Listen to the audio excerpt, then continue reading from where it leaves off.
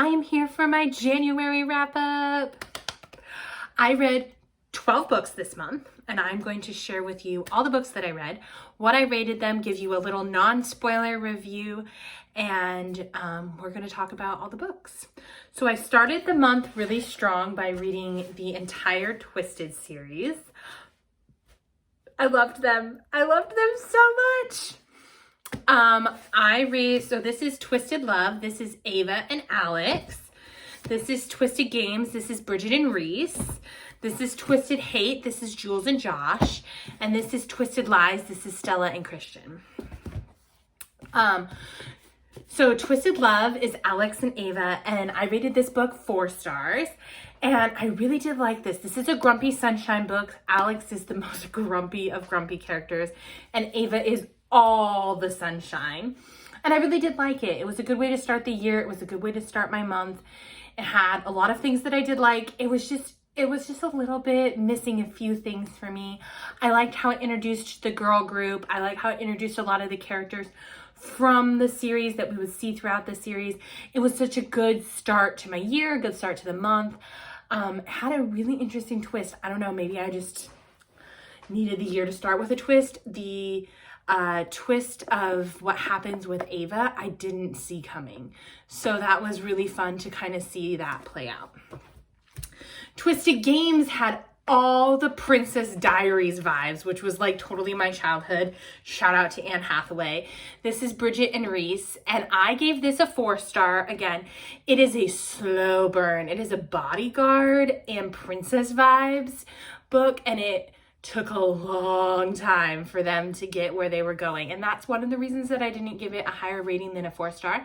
It's because it was really a slow burn for me. And it felt like when we kind of got to that release point, it didn't quite let off enough steam for me. The other reason I only gave it a 4 star was because we didn't get enough of the girl gang for me in this book. And the girl gang is what makes this series for me. It's one of the things that I really loved about this series was the girl gang and just their interactions and the friendships that they have and how much they love each other, and I just didn't feel like we got enough of them in this book. But it is all the Princess Diaries vibes in this book. If you liked Princess Diaries, you would really like this book. That's this one. Oops, I held up the wrong one. That's this one. That's this one. Twisted Games. That's this one. Twisted Hate, which is this one, is Josh and Jules, and I loved this one. Twisted Games is Princess Diaries. Twisted Hate is this one. And Josh and Jules. This is Enemies to Lovers, and I loved this one. This is a 4.5 for me. Enemies to Lovers. Josh and Jules are both feisty. Jules is got an interesting background, and she has interesting things that happens to her. Josh is a doctor. Jules is a lawyer, and they are tit for tat on everything that they do. And I think that their relationship is dynamic. I think that their relationship is fun. I think that they, like I said, are feisty. I think that they are unique in how they go about things. I thought that they were super funny. I thought they were super fun. I loved the character arcs in all of this. They were steamy. The romance was fierce in this. I loved this book so much. But my favorite couple in the whole series was Christian and Stella. Christian is like the epitome of book boyfriend. Like the first 5 pages of the book when he's like hardly spent any time with her and he's like, she's mine. Don't mess with her. Don't fuck around and find out she's mine. I remember I was like 10 pages in and I turned to my husband and I was like, 100% he's my favorite. 150%. Anybody that I have a thing when book boyfriends declare that they are in with their woman right away like that, where I'm like, yep, that I love that. I love that so much. And he right away, he's like, Stella is mine. And I love that so much. And Stella is I related best to her. I liked her best. I thought that the characters were best developed in this one.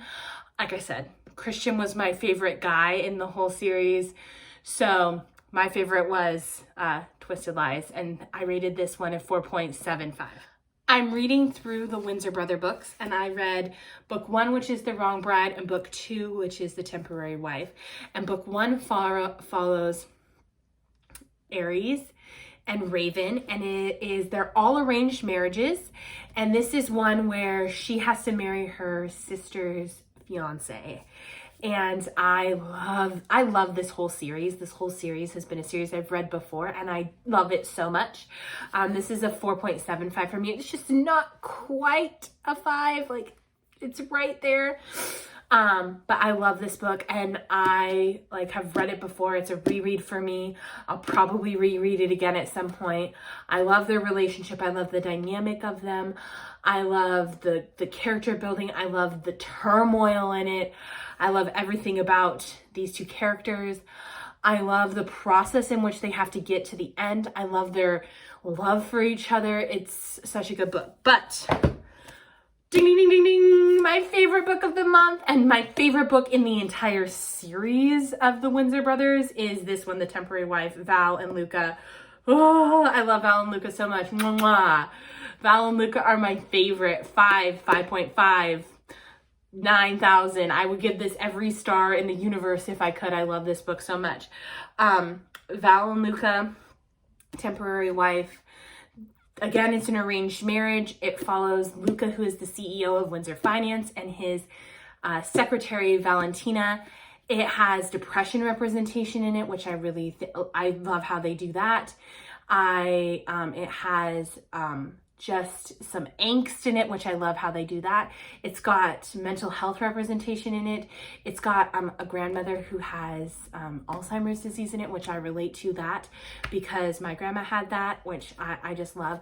And I love Valentina and Luca so freaking much. They're my favorites in the whole series. I cannot speak enough about how much I love Valentina and Luca. I could read their book over and over and over and not get bored with them. Their spice is on fire. One of my favorite scenes in this book is when an ex-boyfriend calls Valentina. I can't. I don't want to spoil it for you. If you've read, you know. If you've read this book, you know what you know. And I love that scene. That scene is, yeah. So, but if you haven't, read this book. 5 out of 5. Then I had my miss for the month, and that was Faking It with a Billionaire by Willow Fox. I have read other Willow Fox books before. I like Willow Fox. This book it came in my advent calendar. My husband did an advent calendar for me. Watch other videos if you want to know more about that. And he did a good job because the cover is so cute. Look how cute that cover is. And the back description is really good. This book follows Kyler and Emerson. It just doesn't know what it wants to be. Was it a hockey romance? Was it a nanny romance? Was it a mafia romance? Was it an FBI romance? Was it all of those things? Yes, it was. And did it know what it wanted to do with those things? No, it did not. Did I listen to this? Yes, did I listen to this? And did I struggle to finish this? Yes, I did. Yeah. So I graciously am giving this 2 stars. 1, because the cover is so stinking cute. The cover is so cute. Such a cute cover. And 2, because I love Willow Fox books. I do. I like Willow Fox books. So there's that. But this was a 2-star. It was really hard to finish, y'all. Really hard. I almost DNF'd this book twice. I was listening to it. At one point I had to listen and read, which is really hard for me to do because I could not keep up with what was going on. There were so many tropes happening. It has fake dating, it has nanny, it has mafia, it has hockey, it has FBI, it has a kid in it. And for me, kids in books are really hard because they're hit or miss. So if there is a kid in a book, it has to be done really, really well. Or I have a hard time with that because the kid can be really weird. But this girl, she was in like 2nd grade, and what she knew and what she didn't know were way like weird. Sometimes she would be so on point for a second grader, and sometimes I would be like, she's acting like a preschooler. And then sometimes I would be like, she's talking like a junior high kid. So it was really hard for me, and I couldn't with this book. Then I read the Sinners Anonymous series on my Kindle, which is Sinners Anonymous, Sinners Consumed, and Sinners Condemned. I had to make sure that I got it right. And Sinners Anonymous follows Angelo and Rory. Sinners Consumed and Sinners Condemned follows Raphael and Penny. And I really did like these books. I rated Sinners Anonymous 3.5 stars. I liked it. I just didn't feel like it quite developed enough for me in the world of the mafia. Penny is going to marry Angelo's older godfather-like uncle, and he falls in love, and they fall in love instead, and their journey kind of like that. It has a lot of bird puns in it. A lot of bird puns. If that was something that like turned me off a little bit, were the bird puns. And again, I just didn't feel like the story quite developed as well as I would have liked. There were some times where it like really took off, and I was like, oh my gosh, so we're really into it. And then it just kind of fell flat. And then Sinners Condemned and Sinners Consumed are a duet that follow Raphael and Penny. And I gave Sinners Condemned a 3.5 stars and Sinners Consumed a 4 star. I really did, in the end, really root for Rafe. That was what he goes by.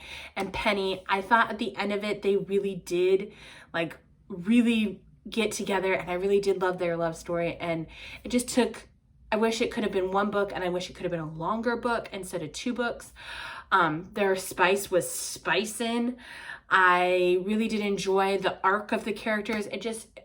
2 books was not necessary, in my opinion. It could have been one longer book. And I felt like that would have helped a lot with the first book's rating. And also, I think that there was just some points where like both books had like lulls a little bit, where again, if it had been one book, I think that would have helped. So there's that. And then I finished out the month with going back to the Dark Olympus series. I read Electric Idol and Wicked Beauty by Katie Roberts.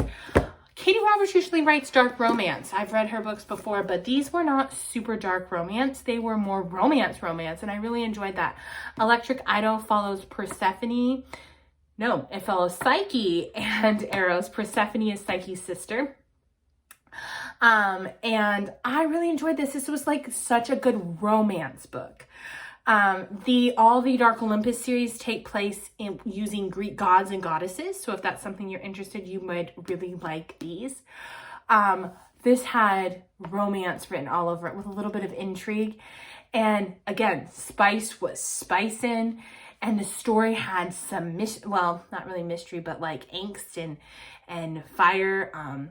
Aphrodite's turns out to be kind of a witch with another letter, and I really enjoyed that, and like the character development between Eros and Psyche. It was really good and very different from what I came to expect from reading the Wicked Villain series from Katie Roberts. So that was really nice. And then I ended the month with Wicked Beauty, which follows Achilles, Patroclus, and Helen of Troy. And I really enjoyed this book too. This book has the 3 characters fighting to be Ares, which is the head of the military in the Greek world or the Roman world. And they're going through the tournament, which is basically like the warrior status. And they are doing that, but they fall in love in the process. And I liked the tournament. I liked the competitiveness. I liked their romance. Again, spice be spicing.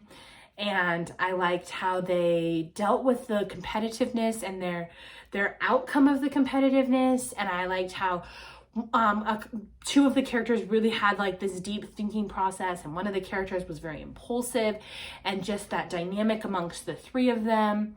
It was really good. So that's all the books that I read in January. February is a little bit of a shorter month, and so hopefully we'll get to read books. I usually read about 8 books a month, so this was a little bit extra for me in the month, and so hopefully we'll still get through 8 to 12 books next month. We'll see. We'll keep our fingers crossed. But until then, we'll talk to you next time, friends. Bye-bye.